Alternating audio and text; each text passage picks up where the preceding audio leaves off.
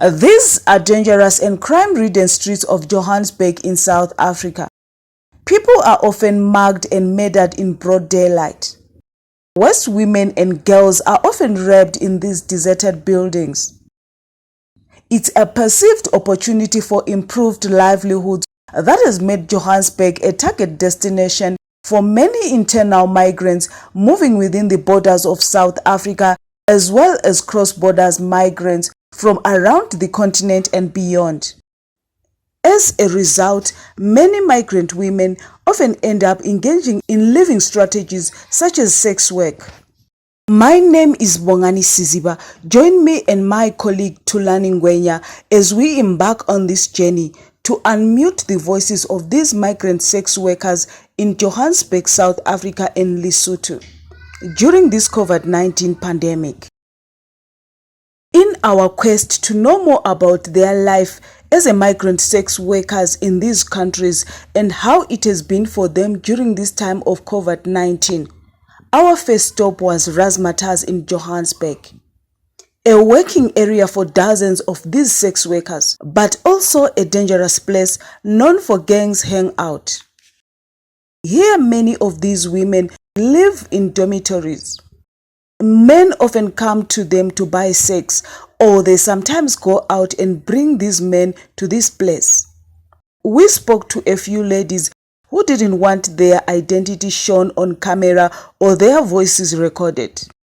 With the closure of nightclubs and 9 p.m. curfew, life for them has become difficult as they no longer go out at night in search of these customers. On the other side of the town in Hillbrow, these women often line up on the streets at night, waiting for willing customers. Here we met Melissa Ndlovu, also from Zimbabwe. She said competition and COVID-19 restrictions has also affected their business. The chances to get customers, it was very little. Yeah, it was very, very little. And you see, the time everywhere it was locked down.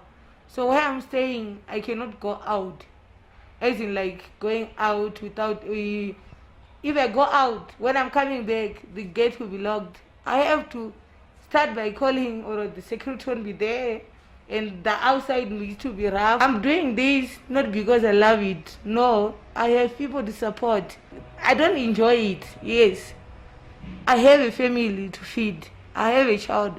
My daughter is 8-year-old, and I got my grandmother, which I grew up with.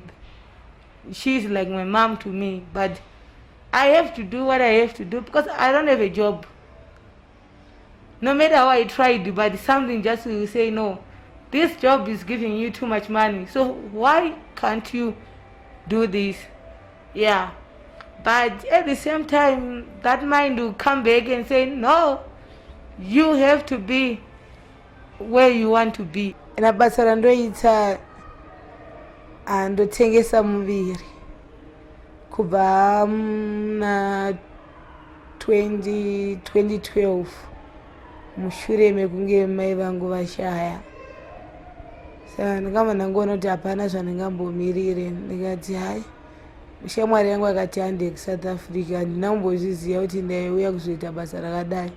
Takatsvaga mabasa tigomatsvaga, ndinotengesa, handi munozviziva here kuti ndiri kutengese, ndiri hure. Nyange vanhu makada kundisvora mukati zvakati, aiwa ini nangu hure, ndiri hure, ndo basa rangu randoita.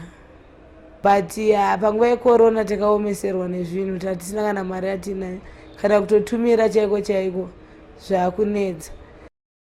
However, they say their charges have gone down too. Mene dzedu dzatoshandana nadzo, vamwe vanochaja ma70 rand. Mumwe anokwanisa kuti akaona kuti haasi kutunda, anomba andipa chi, omba anditi gendowedzere 20 rand, otadza kutunda futi oti 20, otadza kutunda futi oti aiwa gendingokupaire 1. Katlego Rabisito of Sisonke National Sex Workers Movement said the pandemic has eroded the dignity of their members by not being able to do their business as usual. As the lockdown continues, Some of them are not even able to visit healthcare facilities easily to collect their medication, as some of them are HIV positive. On the other side of the South African border in Lesotho, the old profession is also tumbling. The pandemic did not spare them either. I used to work in one of the most known clubs, Go Bloom, and that's where I met this blesser man. I don't call him a blesser as such. I used to call him Daddy.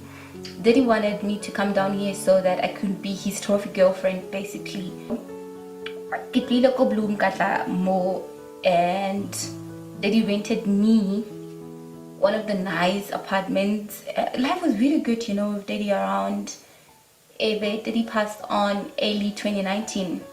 So I tell you, 2019 was really, it wasn't good, but I was able to survive from my savings.